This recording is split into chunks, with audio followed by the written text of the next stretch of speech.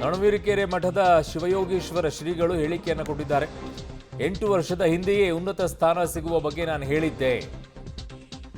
ಇಂದು DK Shivakumar ಅವರು ಮುಖ್ಯಮಂತ್ರಿಯಾಗಿದ್ದಾರೆ.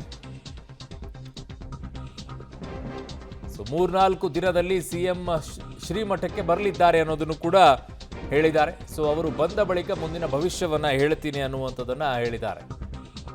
ಅವ್ರು ಬಂದ ಮೇಲೆ ಇನ್ನೊಂದು ಭವಿಷ್ಯ ಹೇಳ್ತಾರಂತೆ. ನಣವೀರಕೆರೆ ಮಠದ ಶಿವಯೋಗೀಶ್ವರ ಶ್ರೀಗಳು ಮಾತನಾಡಿದ್ದಾರೆ.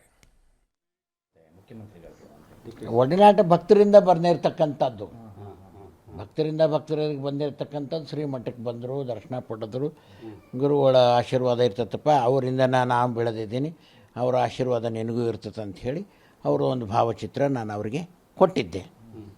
ಅವರ ಆ ಒಂದು ಪ್ರಾರ್ಥನೆ ಸ್ಮರಣೆ ಮಾಡ್ಕೊತ ಬೆಳ್ಕೊಂಡು ಬಂದಿಲ್ಲ. ಈಗಾಗಲೇ 18-20 ವರ್ಷದಿಂದ ಪ್ರಾರಂಭ ಐತೆ, ಪ್ರಶ್ನೆ ಏನಿಲ್ಲ.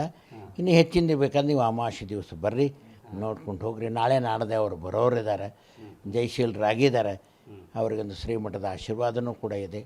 ಅವರ ಸಂಕಲ್ಪ ಎಲ್ಲ ಭಕ್ತಾದಿಗಳ ಸಂಕಲ್ಪದ ಮೇರೆಗೆ ಅವರು ಆಗಿರ್ತಕ್ಕಂಥವ್ರು ರಾಜ ಪ್ರತ್ಯಕ್ಷ ದೇವತಾ ಅಂತ ಏನು ಹೇಳ್ತಾರಲ್ಲ, ಶ್ರೀಮಠದ ಪರಿಪೂರ್ಣವಾಗಿರ್ತಂಥ ಮಗನಾಗಿ ಗುರುಗಳ ಆಶೀರ್ವಾದವನ್ನು ಪಡೆದಿರ್ತಕ್ಕಂಥವರಾಗಿದ್ದಾರೆ.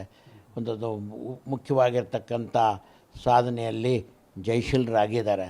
ಮುಂದಿನ ಒಂದು ಬೆಳವಣಿಗೆಯಲ್ಲೂ ಕೂಡ ಬರುವಂಥ ಕಷ್ಟ ಸುಖಗಳನ್ನೆಲ್ಲವೂ ಜಯಶೀಲರ ಗುರುಗಳ ಆಶೀರ್ವಾದದಿಂದ ಅವರು ಹಾಕ್ತಾರೆ.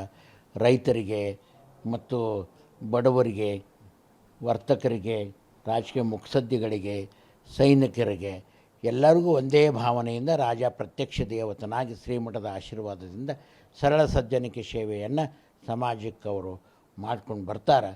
ಉತ್ತಮವಾಗಿರ್ತಕ್ಕಂಥ ರಾಜಕೀಯದಲ್ಲಿ ಅವರು ಬೆಳವಣಿಗೆ ಆಗಲಿ ಅಂತಲೇ ಆಶೀರ್ವಾದ ಮಾಡಿದ್ದೀವಿ. ಮುಂದೆ ಅದೇ ರೀತಿ ಬೆಳ್ಕೊಂಡು ಬರ್ತಾರೆ ಅಂತಕ್ಕಂಥ ಮಾತನ್ನು ಹೇಳ್ತಾ ಎರಡು ಮಾತು ವಿರಾಮ ಕೊಡೋದು. ಪ್ರಮಾಣ ವಚನಕ್ಕೆ ನೀವು ಹೋಗಿದ್ನಲ್ಲಪ್ಪ, ನಾನು ಹೋಗಿ ಅಲ್ಲಿ ಇದ್ದೇ ಬಂದೆ. ನಾನು ಹೋಗಿ ಬಂದಿವಿ. ಅದಾದ್ಮೇಲೆ ಮತ್ತೆ ಮಠಕ್ಕೂ ಕೂಡ ಬಂದಿದ್ರು ಅವರು. ಇಲ್ಲಿ ಮಠಕ್ಕೆ ನಾಳೆ ನಡೆದು ಬರೋರದ, ಈ ವಾರದಾಗ ಬರೋದ. ತಾವು ಭವಿಷ್ಯ ಹೇಳಿದ್ರಂತ ಆಗ್ತೀರಾ ಅಂತ. ಹೌದಪ್ಪ, ಸಹಜ ಅಲ್ಲ. ಭಕ್ತ ನಂಬ್ಕೊಂಡು ಬಂದಾನಪ್ಪ ಅಂದಾಗನೇ ಹೇಳಲೇಬೇಕಾಗಿತ್ತು.